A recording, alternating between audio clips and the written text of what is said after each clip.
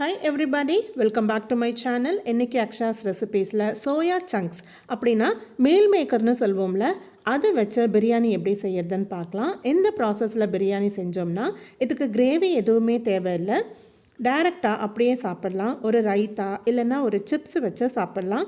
So meal maker biryani எப்படி செய்யறதுன்னு பார்க்கலாம். இதுக்கு ஒரு 1.5 கப் அளவுக்கு சோயா சங்கை ஒரு பாத்திரத்தில் சேர்த்துக்கிட்டு அதில் கொஞ்சமாக சுடு தண்ணி ஆட் பண்ணிக்கிறேன். இது சுடு தண்ணியில் 15 நிமிஷத்துக்கு நல்லா ஊறணும். அதனால் கவர் பண்ணி ஒரு ஓரமாக வச்சுருங்க. பிரியாணி செய்யறதுக்கு 1.5 கப் அளவுக்கு பாஸ்மதி ரைஸ் எடுத்துக்கிறேன். சாதாரண அரிசியில் கூட இந்த பிரியாணி நீங்கள் செய்யலாம். இதை ஒரு வாட்டி நல்லா கழுவி எடுத்துகிட்டு தண்ணியில் 1 மணி நேரத்துக்கு ஊற வச்சுக்க போகிறேன். இந்த 1 ஹவர் இந்த பாஸ்மதி ரைஸ் ஊறுற சமயத்தில் நம்ம மற்ற வேலையெல்லாம் முடிச்சிடலாம். கட் பண்ணுறது, அப்புறம் அரைக்கிறது, இதெல்லாமே செஞ்சு வச்சுக்கலாம். ஒரு பேனில் 1 டேபிள் ஸ்பூன் ஆயில் சேர்க்குறேன். 4லேருந்து 6 பச்சை மிளகாவை கட் பண்ணி சேர்த்துக்கோங்க. அதுக்கப்புறம் 2 மீடியம் சைஸ் தக்காளியும் கட் பண்ணி சேர்த்துட்டு நல்லா ஃப்ரை பண்ணிக்கலாம். லோ ஃப்ளேமில் மூடி போட்டு தக்காளி நல்லா சாஃப்டாக ஆகிற வரைக்கும் ஃப்ரை பண்ணி எடுத்துக்கோங்க. அப்புறம் ஆற வச்சுட்டு ஒரு பேஸ்ட்டாக ரெடி பண்ணிக்கலாம். சோயா சங்க் சுடு தண்ணியில் ஊற வச்சு 15 நிமிஷம் ஆயிடுச்சு. அதனால சுடு தண்ணி எல்லாம் ஊற்றிட்டு சோயா சங்க் மட்டும் கையால் நல்லா புழிஞ்சு, கொஞ்சம் கூட தண்ணி இல்லாமல் நல்லா புழிஞ்சு எடுத்து தனியாக ஒரு கிண்ணத்தில் எடுத்து வச்சுக்கலாம். இப்போ பார்த்திங்கன்னா சுடு தண்ணியில் ஊற வச்ச தொட்டு சோயா சங்க் நல்லா சாஃப்டாக ஆகிடும்.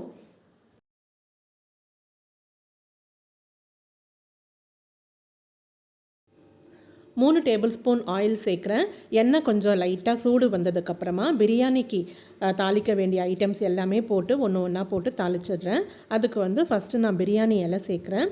அதுக்கப்புறம் பட்டை, கிராம்பு, சோம்பு, ஏலக்காய், மராட்டி மொகு, ஸ்டார் நல்லி, கல்பாசி எல்லாமே கொஞ்சம் கொஞ்சமாக போட்டு நல்லா பொரிய விட்டுடலாம். இது நல்லா பொரிஞ்சதுக்கப்புறமா 2 மீடியம் சைஸு வெங்காயத்தை ஸ்லைஸ் பண்ணி இதில் சேர்த்துக்கிறேன். இந்த மாதிரி பிரியாணி எல்லாம் செய்யும்போது வெங்காயம் நல்ல ப்ரௌன் கலராக ஆகிற வரைக்கும் நம்ம வறுக்கணும். வெங்காயம் கலர் மாறினதுக்கப்புறம் 1.5 டீஸ்பூன் அளவுக்கு இஞ்சி பூண்டு பேஸ்ட் சேர்த்துக்கிறேன். இது லோ ஃப்ளேமில் ஒரு 2 நிமிஷத்துக்கு நல்லா வதக்கிக்கணும்.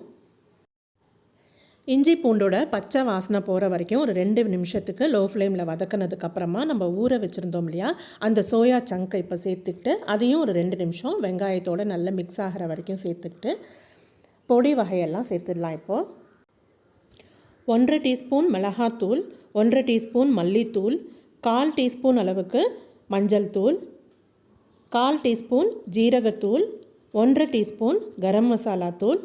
இந்த சோயா சங்குக்கு மட்டும் தேவையான உப்பு சேர்த்துட்டு லோ ஃப்ளேமில் ஒரு 2 நிமிஷத்துக்கு நல்லா வதக்கிக்கலாம்.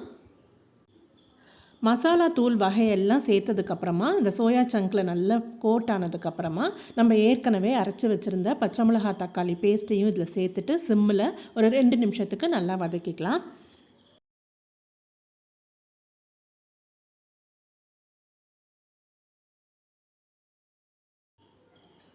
ஃப்ரெஷ்ஷான கைப்பிடி அளவுக்கு புதினா கொத்தமல்லி சேர்த்து அதையும் நல்லா மிக்ஸ் பண்ணிக்கலாம்.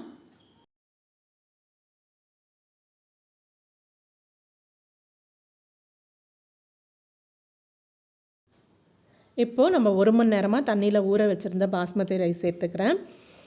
அதையும் ஒரு வாட்டி நல்லா மிக்ஸ் பண்ணிவிட்டு இப்போ தண்ணி சேர்த்துக்கலாம்.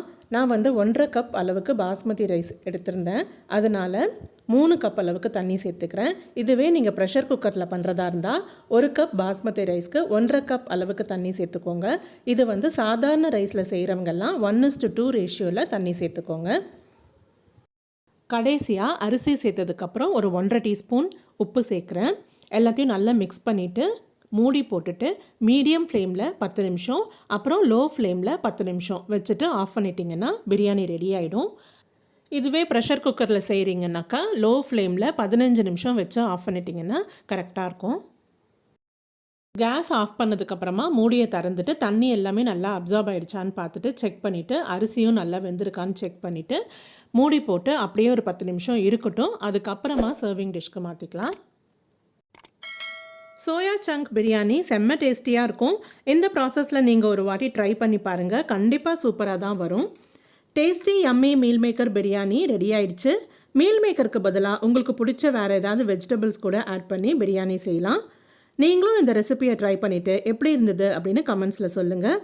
இந்த வீடியோ உங்களுக்கு பிடிச்சிருந்தா லைக் பண்ணுங்கள், உங்கள் ஃபேமிலி அண்ட் ஃப்ரெண்ட்ஸ்க்கு ஷேர் பண்ணுங்கள். என்னோட சேனல் நீங்கள் இப்போ தான் ஃபர்ஸ்ட் டைம் பார்க்குறீங்கன்னா சேனலுக்கு சப்ஸ்கிரைப் பண்ணிக்கோங்க. அப்படியே பக்கத்தில் இருக்கிற பெல் பட்டனையும் கிளிக் பண்ணிக்கோங்க.